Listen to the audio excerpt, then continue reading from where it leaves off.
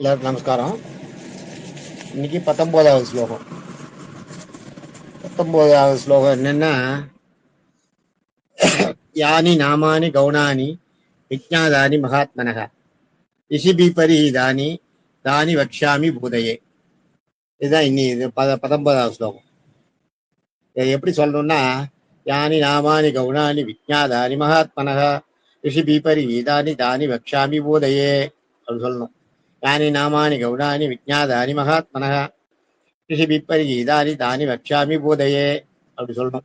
சொல்லும் போது இதுல அர்த்தம் பாத்தீங்கன்னா, இதை நம்ம இந்த ஒரு யானி நாமானி கவுனானி இந்த ரிஷிபி பரிகீதானி தானி வக்ஷாமி பூதையேன்றது முன்னாடியும், யானி நாமானி கவுனானி விஜ்ஞாதானி மகாத்மனகான்றத பின்னாடியுமா நம்ம அர்த்தத்தை கன்க்ளூஷன்ல சொல்லும் போது அந்த மாதிரி எடுத்துக்கணும். அப்படி எடுத்துனாதான் அது அது அது அதுவும் இதுவும் சேர்ந்து வரும்போது உங்களுக்கு ஒரு அர்த்தமா புரியும். அது மாதிரி இந்த யானி நாமானி விஜ்ஞாதானி இல்லையே, யானி நாமானி கவுனானி விஜ்ஞாதானின்றதுலயே நம்ம எப்படி எடுத்துக்கணும்னா, யானி விஜ்ஞாதானி நாமானி கவுனானி மகாமனகா அப்படி எடுத்துக்கணும். யானின்னா யார், விஜ்ஞாதானின்னா பிரசித்தி பெற்ற, நாமானின்னா நாமம் பேரு. யானி விஜ்ஞாதானி நாமானி அப்படின்னா யார் பிரசித்தி பெற்ற நாமத்தை உடையவரோ அப்படி வரும். கவுனானி, அதுக்கு அடுத்தது பாத்தீங்கன்னா கவுனானின்றது பற்று, கவுனம்ன்றாலேயே பிடிச்சிக்கிறது. கவுனானின்றது பற்றோட இருக்குது. மகாமனகான்றது மனசுல ரைத்து சொல்றது. இப்ப நம்ம இது அர்த்தத்தை பார்த்தோம்னா, யார் யானி விஜ்ஞாதானி யானி விஜ்ஞாதானி யார் பிரசித்தி பெற்ற நாமத்தை உடைய, யார் பிரசித்தி பெற்ற நாமத்தை கவுனானி பற்றோடு மகாமனகா மனசுல லைத்து கூறுகிறார்களோ அப்படின்னு கூறுகிறார்களோன்னு சொல்லலாம், கூறணும்னு சொல்லலாம். அதுல அந்த இடத்துல அந்த மனகான்னு வரும்போது சொல்கிறார்களோ மன்னனகா அப்படி வரும், அந்த மாதிரி வரும். அதனால இதுல மகாமனன்றது சொல்லணும் அப்படின்ற மாதிரி எடுத்துக்கணும். இந்த வார்த்தை இருக்கு. இது அப்படியே துண்டா அதை அர்த்தத்தை வச்சுக்கோ. அடுத்தது பாத்தீங்கன்னா, ரிஷிபி பரிகீதானி தானி வக்ஷாமி புதையி. ரிஷிபி பரிகீதானின்னா ரிஷிபி பரிகீதானி, இந்த பரிகின்னா கொண்டாடுறது, பரிகீதானின்னா ரிஷிகள் எல்லாம் கொண்டாடக்கூடிய அப்படியே ரிஷிபி பரிகீதானி தானி வக்ஷாமி புதையே. வக்ஷாமின்னா கத்துக்கிறது, தானி வக்ஷாமின்னா கத்துன்றத சொல்றது. வக்ஷாமின்றது கத்துக்கிறது, தானி வக்ஷாமின்னா கத்துன்றத சொல்றது. பூதையன்னா பெரிது, மிகப்பெரியது, இருக்கிறதே பெரியவராய மகாவிஷ்ணு எடுத்துக்கணும்.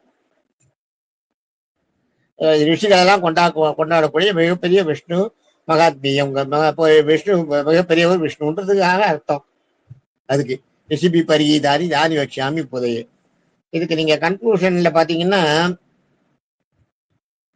ரிஷிகளெல்லாம் கொண்டாடக்கூடிய அப்படி எடுத்துக்கணும்.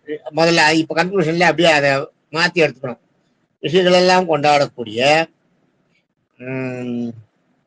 அனைத்திலும் மிக பெரியவனான புகழ்பெற்ற விஷ்ணு நாமத்தை யார் மனம் லயித்து கூறுகிறார்களோ அவர் ரட்சிப்பார் அப்படின்னு எடுத்துக்கணும். இதுல இது மாதிரி இப்ப அந்த முதல் அர்த்தத்தை பின்னாடி எடுத்து கன்க்ளூஷன்ல வரும்போது ரெண்டாவது வரியோட அர்த்தத்தை முன்னாடியும் முதல் வரியோட அர்த்தத்தை பின்னாடியும் வச்சுட்டு பார்த்தனால சரியா வந்துடும். முதல் வரி அர்த்தத்திலேயே நம்ம வார்த்தையை மாத்தி போட்டு பார்த்தோம்னா கரெக்டா வரும். அதுதான் நான் சொன்னேன் பாருங்க உங்களுக்கு. முதல்ல யானி விஜ்ஞாதானி நாமானி கவுனானி மகாமனகா அப்படி சொன்னோம்னா, யாரு யானின்றது யானி, விஜ்ஞாதானின்றது பிரசித்தி பெற்ற, நாமானின்றது பேரு.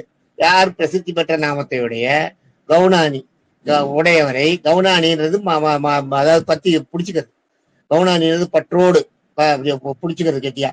கவுனானி மகாமனகா மனசால லயித்து மனசு ஊன்றி சொல்லி அவரை யார் பிடிச்சுக்கிறாளோ அதுக்கு அர்த்தம். இதுக்கு முன்னாடி முன்னாடி என்ன சொல்றாருன்னா, ரிஷிகள்லாம் அப்படி இருக்கான்றது சொல்றாரு. ரிஷிகள்லாம் அது மாதிரி இருக்கான்றது இங்க சொல்ற. ரிஷிபி பரிகீதானி தானி வக்ஷாமி புதையே. ரிஷிகள்லாம் எப்படி ரிஷிகள் எல்லாம் கொண்டாடக்கூடிய தானி வக்ஷாமி புதையே ரிஷிகளெல்லாம் கொண்டாடக்கூடிய தான் கற்றுக்கொண்டதை கூறுவதாகிய மிகப்பெரிய விஷ்ணுவின் பெயரை சொல்கிறார்களோ அவர்களை மகாவிஷ்ணு ரட்சிப்பார்னு அர்த்தம் அந்த இடத்துல. இதுக்கு அர்த்தம் அதுதான். யானி வைக்காமி புதையேன்றதுக்கு அதான். Okay, thank you.